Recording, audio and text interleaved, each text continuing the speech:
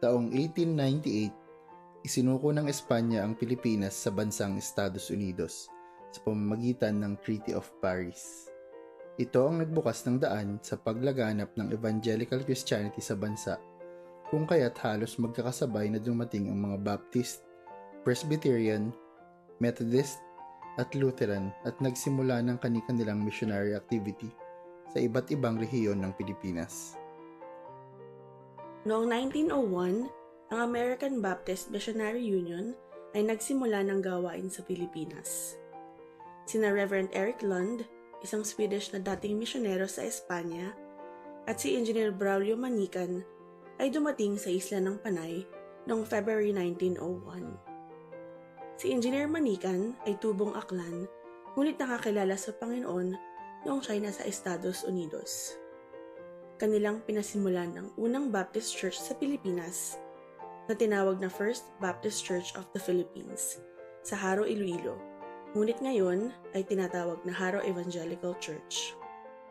Noong 1905, sinimulan ng American Baptist Missionary Union ang Haro Industrial School na ngayon ay Central Philippine University sa Haro, Iloilo, at ang Baptist Student Center na naging Baptist Centers Church sa La Paz, Iloilo.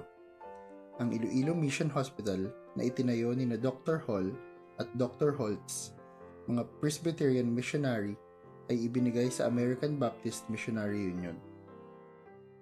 Taong 1907, ang American Baptist Missionary Union ay pinalitan ng pangalan at naging American Foreign Mission Society. Noong 1924, ang Baptist Student Center sa pangangalaga ni Miss Ellen Martian ay nagbukas ng 1-year Bible Institute course. Si Dr. Rafael Thomas, ang medical director ng Iloilo Mission Hospital, ay tumulong bilang tagapagturo. Iyamang ang Baptist Student Center ay sinusuportahan ng ginang Margaret Doan, ay pinalitan ang pangalan ng Doan bilang pagbibigay-pugay sa amang si William Howard Doan. Nagbitiw sina Dr. Rafael Thomas at Miss Martian mula sa American Foreign Mission Society dahil sa kontrobersiya sa modernism, ecumenism at social gospel noong taong 1925. Taong 1927, bumalik si Dr. Thomas sa Amerika upang tumulong sa pagbuo ng Association of Baptists for Evangelism of the Orient sa Watch Hill, Rhode Island bilang isang fundamental at non-ecumenical Baptist missionary organization. Si Miss Peabody ang tumayong unang pangulo. Sa kalaunan, ito ay naging Association of Baptists for World Evangelism. Taong 1928, pinasimulan ni Dr. Thomas ang 2 Bible schools at 2 iglesia, ang Doan Evangelistic Institute at Doan Baptist Church sa Iloilo, at ang Manila Evangelistic Institute na ngayon ay Baptist Bible Seminary and Institute at Manila Baptist Church, ang unang Baptist Church sa lungsod. Ang ministeryo ng MEI, ABWE Missionaries at mga unang mananampalatayang Pilipino mula 1928 hanggang World War II ang nagtatag at nagpalaganap ng mga Baptist churches sa lungsod ng Maynila at mga karatig lalawigan hanggang umabot sa lalawigan ng Batanes noong 1937. Kabilang sa mga unang tubong Batanes na naligtas ay ang mga kabataang Lucas G. Cano at Simon Gato. Si Simon Gato ay pumunta ng Maynila upang mag-aral sa kolehiyo, ngunit nang makapagsimba sa First Baptist Church of Manila, nagpasiya siyang sa paaralang Biblia na siya mag-aral. Nang makatapos ay bumalik sa Batanes upang mangaral ng Ebanghelyo. Sa kabila ng matinding pag-uusig at pagsalungat, matapat at matapang siyang nangaral. Ang isa sa unang naakay sa Panginoon ay ang nakababatang kapatid na si Jose Gato Sr. Ang Pastor Ralph Ibanez ay nagmula sa Itbayat, Batanes. Isa siya sa 13 magkakapatid, 2 babae at 11 lalaki. Sa 11 lalaki, 6 sa kanila ang patuloy na naglilingkuran bilang pastor o misyonero. Naligtas siya sa pamamagitan ng namayapang Reverend Licerio Salengua, ang tatay ng Sister Lauren Salengua. Noong magtapos ng bachelor's degree in theology noong 1977 sa BBSNI, Nakamit niya ang pinakamataas na karangalan at Expository Preacher of the Year Award. Siya rin ang naging editor-in-chief ng taunang schoolbook na The Lamp noong taong iyon. Si Ginoong Simeon Manalo ay isang kabataang naligtas sa Estados Unidos. Nagkaroon siya ng kabigatan para sa kanyang mga kababayan kaya't umuwi ng Pilipinas. Nanirahan siya sa Inikbulan, Bawan, Batangas at doon nangaral ng Ebanghelyo hanggang sa mga karatig barangay. Ang magkapatid na Ginang Eufrasia Asion Buong Galing at Ginang Eufrasina Sinang Magsino mula sa Durungaw ang dalawa sa unang naligtas. Nang lumago ang gawain, tinawag ng Pastor Manalo ang Pastor Francisco Bisco mula sa Visayas upang kahalili sa pangunguna sa Inikbulan Baptist Church, ibaba, upang makapagsimula ng mga bagong gawain. Nang makapag-asawa, bumalik siya upang pangunahan muli ang Inikbulan Baptist Church. Ngunit yamang lumihis mula sa fundamental na paniniwala, ilang mananampalataya ang nagpasyang tumiwalag noong 1951 kasama ang magkapatid na Asyon at Sinang at itinatag ang Inikbulan Fundamental Baptist Church, Ilaya na pinangunahan ng Pastor Bisco. Ang Pastor Bisco ay nagpasimula ng outreach ministry sa Durungaw upang abutin ang pamilya ng magkapatid. Sa ganito, naitatag noong 1959 ang Durungaw Fundamental Baptist Church na ngayoy Charity Baptist Church. Noong May 1977, tinawag ng Durungaw Fundamental Baptist Church ang Pastor Ralph na katatapos lamang mag-aral sa BBSNI upang maging pastor. Ang kanyang asawa na si Marilu Actas Ibanez na mula Calapan Oriental, Mindoro ay nagtapos ng BSBA Marketing sa Lyceum of the Philippines at nag-aral din ng 1 taon sa BBSNI. Ikinasal sila noong March 3, 1978. Noong November 1978, ang Pastor Ralph ay tinawag ng Palawan Baptist Hospital, isang ABWE mission hospital sa Roxas, Palawan, upang maging chaplain or evangelist. Ang Ate Malu ay nagtrabaho naman sa business office ng ospital. Nagtagal sila ng halos 5 taon at doon ipinanganak ang 2 anak na sina Shalom Lois, Shali, at Jaire Ralph, JR, habang sina Cherit Lu, Chet, at Jana Marie, Jana, ay sa Calapan naman isinilang. Habang tinatamasa ang mabunga at masayang gawain sa hospital ministry, naglagak ang Panginoon ng kabigatan sa kanilang puso para sa Mindoro. Palibhasa'y may kapanatagan at katatagan ang gawain sa ospital, hindi nila ito pinansin. Sa halip ay ibinahagi lamang ng pastor sa ilang American missionaries ang kabigatan sa pag-asang kanilang pag-isipan ang Mindoro. Ngunit isang misyonero ang nagsabi, kung binigyan ka ng Panginoon ng kabigatan, malamang ikaw ang kanyang tinatawag. Talastas niya ito, nais lamang niyang umiwas. Nang magkita ang Pastor Ralph at Reverend at Mrs. Walter Rout Jr.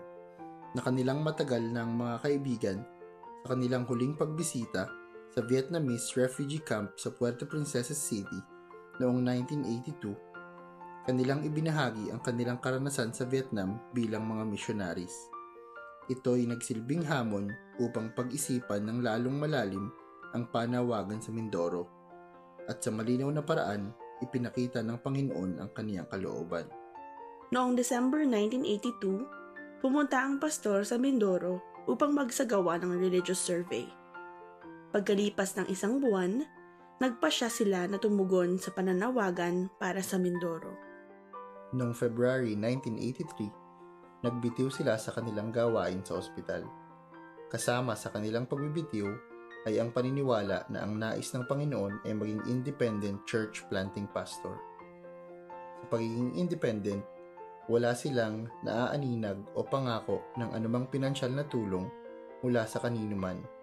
Ang tanging sandata ay ang pag-asa ng pagkakatawag at pangunguna ng Panginoon.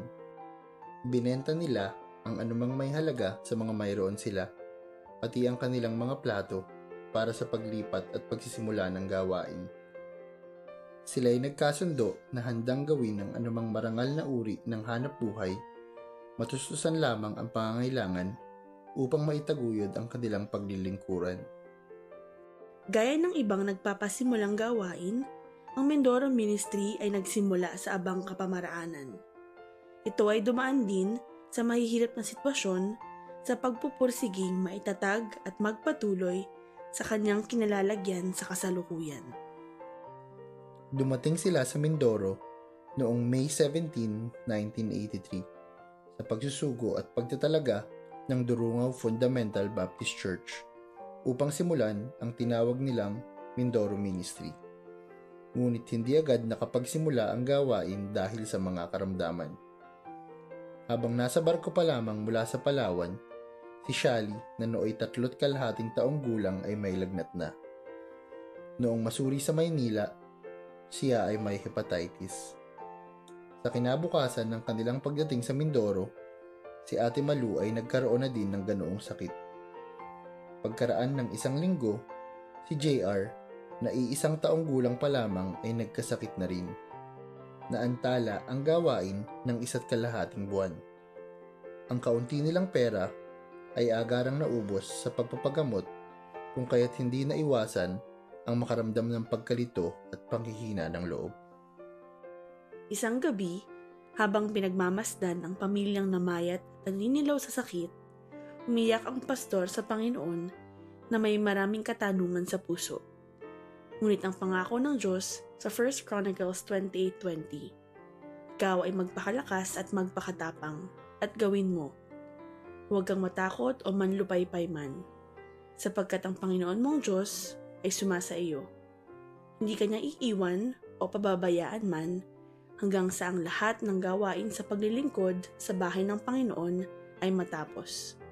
At ang pagtatalaga ng awit na I have decided to follow Jesus, no turning back, no turning back, ay nagbigay ng bagong kahulugan at tibay sa mga panahong iyon. Habang nagpapagaling ang pamilyang may sakit, nagsimula nang lumabas ang pastor upang magbahagi ng ebanghelyo at magbukas ng mga Bible study classes. Ang kaniyang unang paglabas ay July 1, 1983, kung kaya't ipinagdiriwang natin ang ministerial anniversary tuwing unang linggo ng Hulyo. Palibas ay taga-ibang bayan at walang kakilala, naglalakad lamang si Pastor Ralph sa lansangan ng Kalapan. Bumabati at gumingiti sa mga nakakasalubong, maging sa mga daan, tindahan, at lahat ng lugar na kanyang napupuntahan. Sino man ang sa kanyang ngumiti at pumati, kanyang titigilan upang kausapin at kilalanin, sa pag-asang sila'y magbubukas ng pagkakataong mabahagi na ng salita ng Diyos. Ayon sa kanya, walang kalsada sa Kalapan na hindi niya nalakaran noong pasimula ng gawain. Sa mga panahong iyon, gumigising siya ng 3:00 ng madaling araw upang magbasa ng harina na panggawa ng donut at siopaw upang dalhin na pambenta sa Ormeco, trade school at iba pang tindahan. Naglilitsyon siya ng baboy upang ibenta ng 4 kilo. Kailangan niyang tapusin ang mga ito bago mag 9:00 ng umaga sapagkat mayroon na siyang Bible study class ng 10:00. Nagsusoul winning siya sa hapon at nagba-Bible study sa gabi. Pagka-uwi ng 9:00 o 9:30 ng gabi ay nagkukusot pa ng labahin.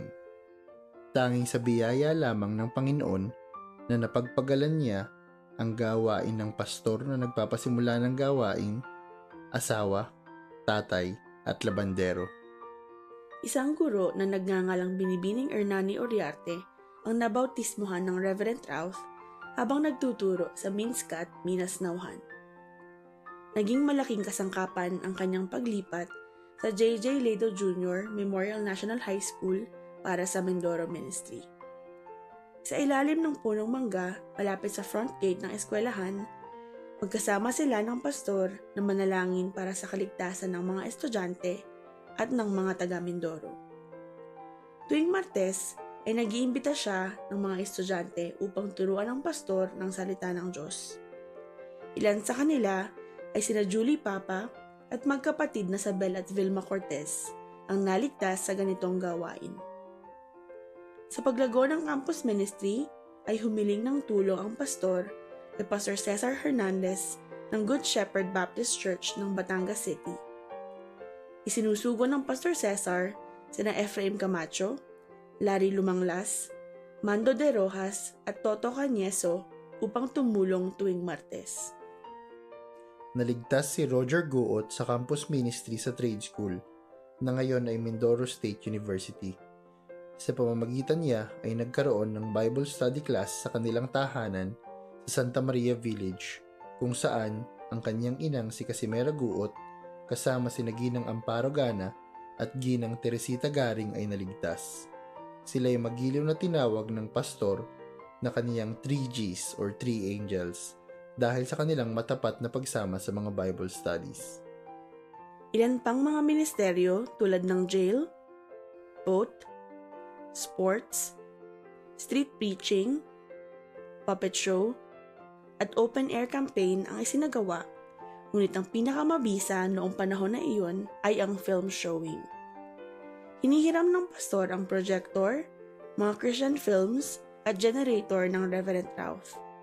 Kanya ring inuupahan ang jeep na kargahan ng bangkay na iimbalsamuhin ng Marasigan Funeral Parlor upang dalhin sa iba't ibang lugar ang mga kagamitan sa film showing. Dahilan sa nag-iisa ay solo rin niyang ginagawa ang lahat. Ipapalabas ang kalahati ng pelikula, titigil sa kalagitnaan upang mangaral ng ebanghelyo bago tapusin ang natitirang bahagi ng palabas. Sa paglawig ng gawain, humingi siya ng tulong ng mga estudyante sa BBSI. Noong October 1983, inilipat ng internship mula sa Palawan si Larry Lamento hanggang Marso ng 1984. Si Nilo Miranda ng Good Shepherd Baptist Church, habang hinihintay ang petisyon ng mga magulang sa Amerika, ay tumulong din ng 4 na buwan. Si Binibining Ninita Gapit ay dumating naman noong December 1983 at tumagal ng 1 taon. Ipinagpatuloy niya ang kaniyang pag-aaral. Ang iba't ibang home Bible study classes ay unang tinipon sa inuupahang bahay ng mga pastor sa Block 4, Santa Maria Village noong August 1983 na mayroon lamang 8 katao. Noong sila'y dumarami na, lumipat sa Bagong Pook noong November 27, 1983 na mayroong 37 mananamba. 11 bagong mananampalataya ang unang nabautismuhan noong January 8, 1984 na kinabibilangan nina Eleno Magtibay, Helen Magtibay, Alwin Lopez, Julie Papa, Teddy Papa, Sabel Cortez, Sunny Gabayno, Roger Goot, Nieva Melendres, Julieta Laurente at Edith Martinez. Nang magsimula ang gawain, sila ay nanalangin ng 10 mabautismuhan sa unang taon. Ngunit 5 buwan pa lamang, mayroon ng 11. Sa pagkatapos ng 1 taon, may kabuuang nabautismuhan na 34 na mananampalataya. Mula noong February 1984, palitang nagtuturo ng Sunday School sina Nestor Abenoja at Alwin Lopez, habang si Binibining Gapit ay nagsimulang magturo ng Sunday School ng mga bata at dito naligtas si Sister Alma Caliboso. May 5, 1984, idinaos ang unang stewardship conference at ang Pastor Cesar Hernandez ang tagapagsalita. Sa sumunod na linggo ay nagsimulang palakarin ng offering plate ng 2 beses tuwing morning service. Ang una ay para sa tithe and offering, ang pangalawa naman ay para sa lote at pagkatayo ng kapilya. June 3, 1984, kanilang unang ipinagdiwang ang Lord's Supper. Sa unang pagdiriwang ng anibersaryo noong July 1, 1984, ang Reverend Walter Routh Jr. ang tagapagsalita sa umaga at Ginoong Felipe Hernandez, ang senior deacon ng Sending Church ng Durungaw Fundamental Baptist Church, ang tagapagsalita sa hapon. Opisyal na naorganisa ang iglesia noong December 14, 1986 bilang Christian Gospel Church. March 1988, tinupok ng apoy ang bahayan sa Bagong Pook kasama ang bahay na pinagtitipunan, kaya nagtayo ng extension sa inuupahang bahay ng mga pastor sa Block 5, Santa Maria Village upang maging pansamantalang pagtitipunan. Ang naging mga Sunday school rooms ay ang kanilang mga kwartong tulugan. Noong January 1991, hawak lamang ang 30,000 pesos, ngunit may taus-pusong pagtitiwala sa Diyos na nagpadami ng 5 tinapay at 2 isda, ay sinimulang ipatayo ang kapilya sa Barangay Patioca. Bago pa man simulan ang pagtatayo, ipinakita na ng Panginoon ang kanyang pagpapala sa pamamagitan ng pagkakaloob ng karatig lote at doon na itinayo ang kapilya. Noong 2015, yamang sumisikip na ang bahay-sambahan sa dumadaming mananampalataya, giniba ang dating kapilya upang ipatayo ang kasalukuyang sanktuaryo. Upang sundin ang utos ng Panginoon na magpasakop sa batas at magkaroon ng legal na pagkakakilanlan upang makapag-ari ng ari-arian, ay inirehistro ang iglesia sa Securities and Exchange Commission ng Pilipinas noong September 1992 bilang Christian Gospel Church of Mindoro, Incorporated. Ang Pastor Ralph ay naligtas sa pamamagitan ng Baptist pastor, Reverend Licerio Salengua. Nagtapos sa Baptist Seminary, BBSNI, naglingkuran sa mga Baptist Ministries bago lumipat ng Mindoro at tinawag na Baptist Bible Study Center ang unang pinagtitipunan. Bilang Baptist sa pananampalataya at paninindigan at bilang pagpapahalaga sa kanilang pamana at legasiya, noong January 1998, ang salitang Baptist ay opisyal na ikinabit sa kanilang pangalan. Mula noon, ipinagmamalaki nilang sila'y makilalang Christian Gospel Baptist Church of Mindoro, Incorporated. Lahat ng mga ito ay sa biyaya, awa at kagandahang loob lamang ng Diyos na mabuti, dakila at makapangyarihan. Sa Kanya at Kanya lamang ang papuri, karangalan at kaluwalhatian.